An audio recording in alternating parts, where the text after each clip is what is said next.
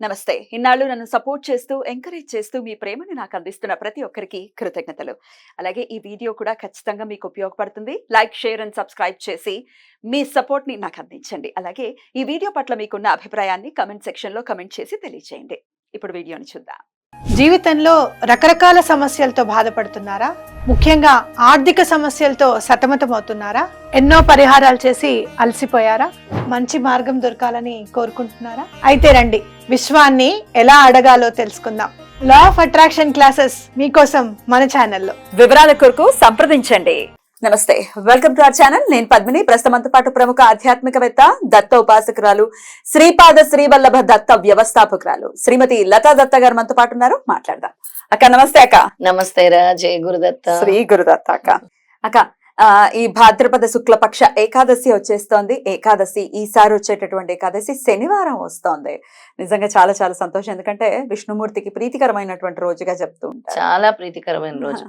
శనివారం శ్రవణ నక్షత్రంతో కూడొచ్చింది. అబ్బా, శ్రవణ నక్షత్రము శనివారం కలిపిన ఏకాదశి అంటే ఏకాదశి తొందరగా కోరికలు తీరిపోతాయి, వెంటనే కోరికలు తీరిపోతాయి. మరి దాన్నే పరివర్తన ఏకాదశి లేదా పార్శ్వ ఏకాదశి అని పిలిచేటటువంటి ఈ ఏకాదశికి ఎట్లాంటి వైశిష్ట్యంతో వస్తోంది, ఎలా వినియోగించుకోవచ్చు ఏకాదశిని, దత్తుణ్ణి ఎలాగా, దత్తుడే వెంకటేశ్వర స్వామి, విష్ణువే దత్తుడు కాబట్టి మరి వాళ్ళిద్దరికీ అభేదం కాబట్టి మరి ఎలా స్వామి కృపకి మనం పాత్రలు అవ్వచ్చు, ఈ విషయాలన్నీ ఒక్కసారి మీ ద్వారా. తప్పకుండా పద్మిని. ఈ ఏకాదశి ఎవరైతే ఆచరిస్తారో నియమం ప్రకారము చాలా మందికి కూడా వెంటనే ఫలితాలు కూడా వస్తున్నాయి. మనకు చెప్తూ కూడా ఉన్నారు, ఈ ఏకాదశి రోజు చేసిన వ్రతాలు గాని, హోమాలు గాని, యజ్ఞాలు గాని, నామజపం గాని ఏం చేసినా కూడా ఎన్నో రెట్ల ఫలితం ఉంటుంది. పైగా స్వామివారి నక్షత్రము, పైగా శనివారంతో కలిసి వచ్చిన ఏకాదశి కాబట్టి తొందరగా స్వామి అనుగ్రహం పొందొచ్చు. అసలు స్వామి అనుగ్రహం మాకు లభించట్లేదనే వాళ్ళు ఈ పరివర్తన ఏకాదశి అంటే చేంజ్ ఇన్ లైఫ్, అంటే పరివర్తన అంటే చేంజ్ ఇన్ లైఫ్ అన్నమాట. ఆ చేంజ్ ఇన్ లైఫ్ రావాలనుకుంటే మాత్రం తప్పకుండా ఈ ఏకాదశిని ఆచరించాలి. మనం ఈ ఏకాదశి రోజు సామూహికంగా లక్ష్మీ కుబేర వ్రతాలు చేస్తూ ఉన్నాం.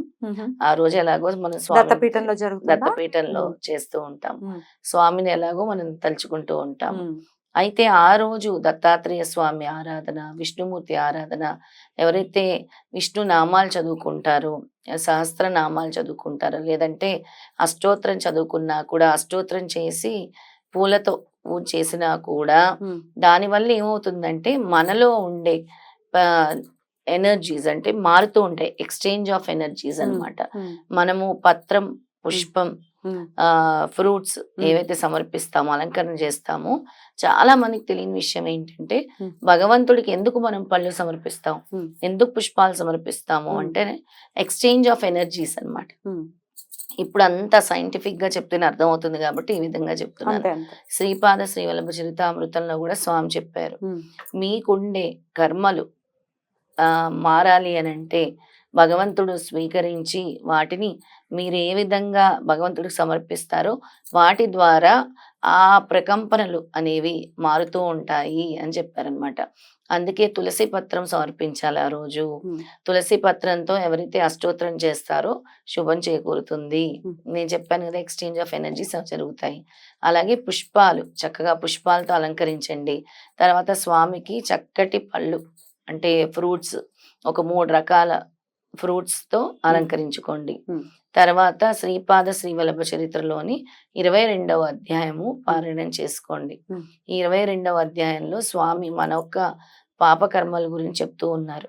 ఈ అధ్యాయం పారాయణం వల్ల మీకు ఉండే కర్మాలన్నీ కూడా, కర్మలు ఏవైతే ఉంటాయో కర్మలు తొలుగుతాయి.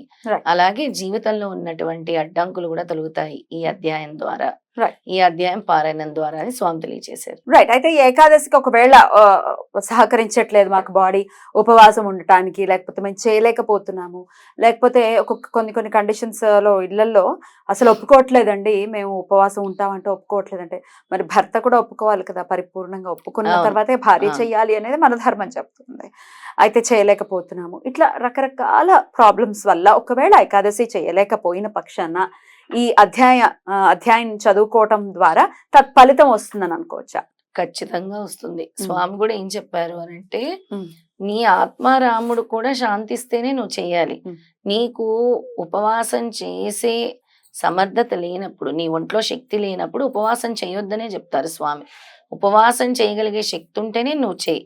లేదా నీకు చేయాలని ఉన్నా కూడా ఆ చేసినట్టుగా నువ్వు భావించి నువ్వు ఏదైతే ఒక నైవేద్యం రూపంలో చేస్తావో, స్వామికి ఏదైనా చేస్తాం కదా మనం, ముఖ్యంగా గోధుమ హల్వా చేస్తాము, కేసరి చేస్తాము, దాన్ని ఆ నైవేద్యాన్ని కూడా మీరు స్వీకరించవచ్చు. ఏదో ఒకటి స్వీకరించవచ్చు, పళ్ళ రూపంలో కూడా తినొచ్చు. అంటే కొంచెం క్వాంటిటీ లైట్ గా అలాంటివి తీసుకొని కూడా మీరు పారాయణం చేసుకోవచ్చు. అంటే పూర్తి ఉపవాసం ఉండాల్సిన అవసరం లేదు అని చెప్తున్నాను అనమాట. అంటే వాళ్ళకి ఇంట్లో సహకరించినప్పుడు చెప్తున్నాను. అలాంటి వాళ్ళు కూడా ఈ అధ్యాయం పారాయణం చేసుకుంటే అలాంటి ఫలితమే కలుగుతుంది. స్వామి చాలా క్లియర్ గా చెప్పారు. ఆ అధ్యాయం ఏంటో చెప్తారక్క మాకు కూడా? తప్పకుండా పద్మిని.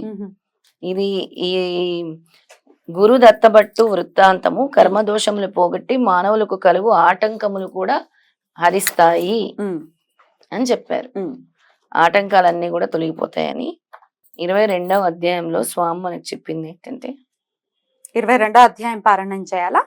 22వ అధ్యాయం. ఒకవేళ పుస్తకం లేదు అనుకునే వాళ్ళకి ఒకసారి టూకీగా చదివి వినిపిస్తారు కాబట్టి వినొచ్చు. తప్పకుండా చాలా టూకీగా చదివి వినిపిస్తాను. ఇక్కడ స్వామి ఏం చెప్తున్నారంటే, ఈ అధ్యాయంలో మొత్తం చదవలేకపోయిన పద్మిని, వాళ్ళ మనసు ఆ రోజు ఈ అధ్యాయం చదివేటప్పుడు కాశీలో గాని పిఠాపురంలో గాని నివసించవలెనని సదా మానసికంగా ఎవరు తాపత్రయపడుదురో వారికి కాశీ ఫలము గాని పిఠాపురవాస సైతము గాని ప్రాప్తించును. అది కాశీలో ఉండేటటువంటి ఫలితము, పిఠాపురంలో ఉన్నటువంటి ఫలితం కూడా. దేహము ఒక క్షేత్రము యందు ఉండినను మనసు అచట లేకున్నా ఆ క్షేత్రవాస ఫలితము రాదు. అంటే మనం మొత్తం అసలు భావించి నేను అక్కడ ఉన్నట్టు అని అనుకోవాలన్నమాట. ఒకవేళ ఉన్నా కూడా మనసు అక్కడ లేకపోతే అలాంటి ఫలితం ఉండదు. నువ్వు కాశీలో వెళ్ళి 9 నెలలు ఉన్నా మనసు ఇక్కడే ఉండి ఐహికాల మీద తిరుగుతుంది అంటే దెర్ ఇస్ నో యూజ్, అస్సలు యూజ్ ఉండదు. అయితే ఇక్కడ ఏం చెప్తున్నారంటే, నేను కాశీ యాత్రకు వెళ్తున్నాను, సదా కాశీలోనే నివసించెదను అని ఎవరు మానసికంగా తాపత్రయపడుతున్నాడో వానికి కాశీవాస ఫలము లభించును. కారణం ఏమనగా అతడు మానసికంగా కాశీలోనే నివసించుచున్నాడు. అందువలన భౌతికంగా అతడు ఏ దేశమందున్నను అతని మానసిక దేశము మాత్రం కాశీలోనే ఉన్నది అని స్వామి చెప్తున్నారు. ఇంకా ఏం చెప్తున్నారంటే, అటులని కాశీలో ఉండి గోహత్య చేసిన వానికి కాశీ ఫలము రాదు. గంగాజలమునందుండి చేపల కోసం నిరీక్షించు కొంగలకు గంగా స్నాన ఫలము రాదు. ఒకడు భౌతికంగా పిఠాపురమును నివసించుచున్న, భౌతికంగా శ్రీపాదులు వారిని దర్శించున వాని యొక్క మానసిక కాలము మానసిక దేశము తగు విధముగా లేకపోయిన ఎడల వాడు పిఠాపుర వాసిగా గాని శ్రీపాదుల వారి ఆశ్రితుడిగా గాని లెక్కల్లోకి రాడు. అంతే కదా, అక్కడ ఉంటే ఏమిటి ప్రయోజనం అని స్వామి చెప్తున్నారు. యోగ కాలము యోగ దేశము అనునవి ఆధ్యాత్మిక శక్తి సంపన్నులకు మాత్రమే అవగలుగుతాయి అని స్వామి చెప్తున్నారు. ఇంకొక విషయం చెప్పారు, సత్కర్మ వలన సుఖము, దుష్కర్మ వలన దుఃఖము అనివార్యముగా లభించును. పూర్వజన్మ కర్మబంధములు మనల్ని వెంటాడి వేధించుచు సద్గురుని కరుణ వల్ల యోగకాలం ఏర్పడును. ఆ కాలం వచ్చినప్పుడు ఏ ప్రదేశంలో ఆ కర్మ తీరిపోవాలో ఆ యోగ దేశం నందే ఆ కర్మ తీరుతుంది. మనము ఈ కర్మ ఇక్కడ తీరాలి అని మనం అనుకుంటే తీరదంట. ఏ టైంలో ఎక్కడ నీ కర్మ ఎలా తీరాలో స్వామి నిర్ణయించినప్పుడే ఆ కర్మ తీరుతుంది అని స్వామి చెప్తూ ఉన్నారు అన్నమాట. ఆఖరిగా స్వామి ఏం చెప్పారంటే, జీవులకు ఎరుకను కలిగించటలో శ్రీపాదులు వారు ఎంత సమర్థులో విస్మృతిని కలిగించటంలో కూడా అంతే సమర్థులని చెప్తున్నారంట శ్రీపాదుల వారు. అంటే మనం మర్చిపోయినవి గుర్తు చేస్తారు శ్రీపాదుల వారు. అలాగే మర్చిపోవటానికి కూడా ఆయనే కారకులు, అన్ని గుర్తు చేయడానికి కూడా ఆయనే కారకులు అని చెప్తున్నారు. ఆయన ఒక మాయావి. శ్రీపాదుల వారి సంకల్పం అనుసరించి గ్రహముల ఫలితములు ఇస్తాయంట. ఆయన సంకల్పం వల్లే మన గ్రహాల ఫలితాలు ఇస్తాయి. ఏ రకములైన జ్యోతిష్య ఫలితములైనను నిర్దేశిత భౌతిక కాలం నందు భౌతిక దేశం నందు జరిగి తీరవలనని నియమము లేదు. అది యోగ కాలమును బట్టి యోగ దేశమును బట్టి నిర్ణయింపబడుచుంటును. మనం చూస్తుంటాం పద్మిని, చాలా మంది వేరే దేశాలు వెళ్ళిన వాళ్ళు అక్కడ ఆ దేశంలో చనిపోతుంటారు. భారతదేశీయులు విదేశాలలో ఎంతో పెద్ద ప్రమాదాలు, ఇక్కడ చక్కగా ఉంటారు. అక్కడికి వెళ్ళిన తర్వాత అక్కడ మరణం షార్ట్ స్పాన్ కి వెళ్తారు, అక్కడ కార్ యాక్సిడెంట్లు అవుతాయి, అక్కడ ఆరోగ్య సమస్య వస్తుంది. ఇప్పుడు స్వామి చెప్తున్నది అదే, ఎక్కడ ఉన్నా కూడా మీ కర్మ ఫలితములు, మీ నవగ్రహ ఫలితములు కూడా నేను డిసైడ్ చేయటం బట్టే ఉంటాయి అని స్వామి చెప్తున్నారు. ఆయన రక్షణలో మనం ఉండాలి. ఆయన అక్కడ ఉన్నాం కదా, సాక్షాత్తు చాలా మంది ఏం చేస్తుంటారంటే కాశీకి వెళ్ళిపోయి 9 నెలల 9 రోజులు 9 ఘడియలు అని ఏదో లెక్క ఉంటుంది. అవును, 9 గడియలు 9 నిమిషాలు 9 నెలలు అక్కడ గర్భావాసం చేసినట్టు గర్భావాసం పుణ్యం వస్తుంది. కానీ మనసు అక్కడే ఉండాలి కదా, మనసు కాశీ క్షేత్రంలోనే ఉండాలి. నీకు ఆ మనసు లేనప్పుడు నువ్వు ఆ క్షేత్రంలో ఉన్నా ఆ ఫలితం రాదు. నువ్వు ఇక్కడ ఉన్నా కాశీని గుర్తు చేసుకుంటూ, గంగని గుర్తు చేసుకుంటూ, కాశీ విశ్వేశ్వరుని గుర్తు చేసుకున్నా కూడా ఆ ఫలితం వస్తుంది అని స్వామి చెప్తున్నారు. బ్యూటిఫుల్ అక్క, చాలా అద్భుతంగా వివరించారు. ఒకవేళ ఏకాదశి చేయలేకపోతున్నాను అనుకుంటే శ్రీపాద శ్రీవల్లభ చరితామృతంలోని 22వ అధ్యాయం గనక పారాయణం చేసుకుంటే ప్రత్యేకించి నామం కూడా చెప్పారు స్వామి.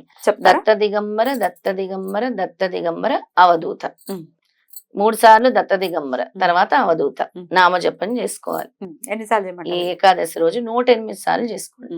దత్త దిగంబర దత్త దిగంబర దత్త తప్పకుండా అవుతుంది. Thank you so very much అక్క. నమస్తే. జై గురుదత్త. శ్రీ గురుదత్త.